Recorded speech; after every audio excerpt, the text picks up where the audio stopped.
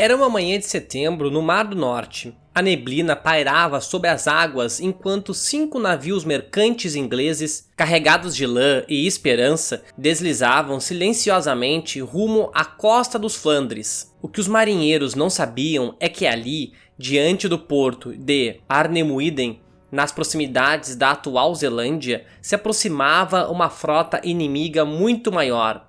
No dia 23 de setembro de 1338, em meio ao início da Guerra dos 100 Anos, a história naval da Europa entrava em uma nova era. Pela primeira vez em solo europeu, canhões foram disparados de navios durante uma batalha. O mar deixou de ser apenas o palco para abordagens e combates corpo a corpo e tornou-se também um campo para a artilharia. Hoje vamos reviver os eventos da Batalha de Arnemuiden, uma pequena, mas significativa batalha naval entre a Inglaterra e a França, que marcou o início de uma guerra marítima feroz no Canal da Mancha. Uma batalha que abriu caminho para uma campanha naval que mudaria o equilíbrio de poder dos mares do norte. O ano era 1338, a Europa estava à beira de uma guerra prolongada entre França e Inglaterra. As causas eram múltiplas: disputas territoriais, tensões comerciais e principalmente a reivindicação de Eduardo III ao trono francês, contestando a ascensão de Filipe VI. A Flandres, uma rica região de manufatura de tecidos, estava no centro dessa tensão. Os tecelões flamengos dependiam da lã inglesa para alimentar sua indústria, e muitos deles eram aliados de Eduardo III.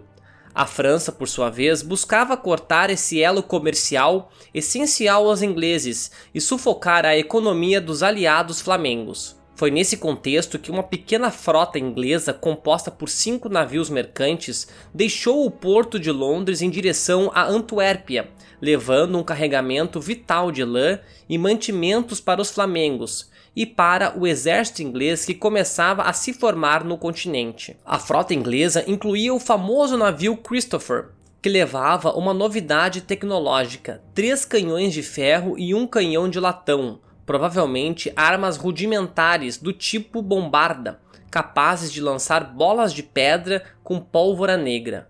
Embora fossem navios mercantes, haviam sido adaptados para a guerra. Os marinheiros estavam armados e a presença da artilharia indicava que os ingleses já vislumbravam o potencial do fogo em batalhas navais. Contudo, eles não esperavam encontrar uma esquadra de 48 galés francesas sob o comando de Hugues Quiéret, almirante francês e veterano das águas do canal. Quando os navios ingleses se aproximaram no porto de Arnemuiden, na ilha de Walcheren, foram interceptados pela frota francesa. Os franceses, informados pelos seus espiões, sabiam da presença inglesa e planejaram um ataque. O confronto foi desigual desde o início. Apesar disso, os ingleses ofereceram uma resistência determinada. Segundo registros, os navios ingleses foram amarrados entre si para formar uma espécie de fortaleza flutuante.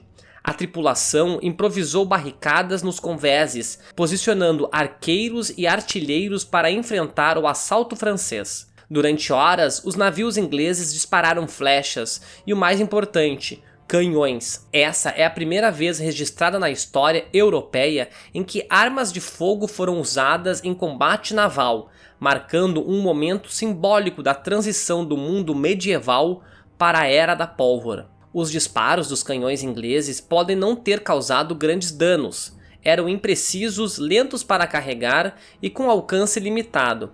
Mas o impacto psicológico foi real. O trovão dos canhões ecoando sobre as águas era uma cena inédita nos mares da Europa. Os franceses, experientes no combate marítimo, conseguiram contornar a defesa improvisada.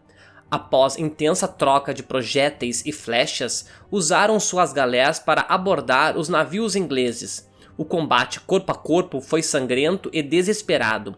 Arqueiros ingleses tentaram manter a linha, mas foram superados pela quantidade de inimigos. Apesar da resistência heróica, os 5 navios ingleses foram tomados. O comandante John Kingston e todos seus marinheiros sobreviventes, cerca de 120 a 140 homens, foram feitos prisioneiros. Mas o mais chocante veio depois. Os franceses executaram a maioria dos prisioneiros, um ato brutal que causou repulsa até entre os aliados continentais da França. Essa execução em massa de marinheiros não era uma prática comum em batalhas navais até então, e esse massacre alimentaria o ódio inglês nas campanhas seguintes. A bordo dos navios capturados, os franceses também encontraram os canhões, uma novidade que logo despertaria interesse e temor.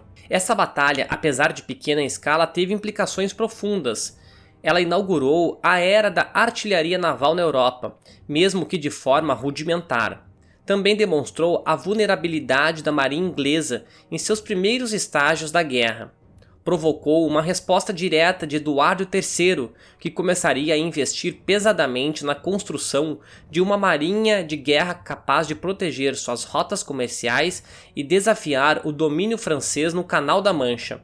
E, sobretudo, acendeu o pavio para uma série de confrontos navais nos anos seguintes. A derrota foi um duro golpe para a Inglaterra, mas também foi um alerta estratégico. Nos meses que se seguiram, Eduardo III ordenou a formação de uma frota de guerra mais preparada, iniciou alianças com piratas flamengos e colocou sob seu comando experientes capitães que logo desafiariam o domínio francês no mar. Começava assim a campanha naval no Canal da Mancha, uma sucessão de confrontos, ataques a portos e batalhas navais que redefiniriam o controle das águas do norte da Europa e que colocariam a marinha inglesa em um novo patamar. No próximo vídeo vamos mergulhar nessa campanha intensa, emboscadas, ataques relâmpago, alianças perigosas e a luta pelo controle das rotas marítimas entre Inglaterra e França.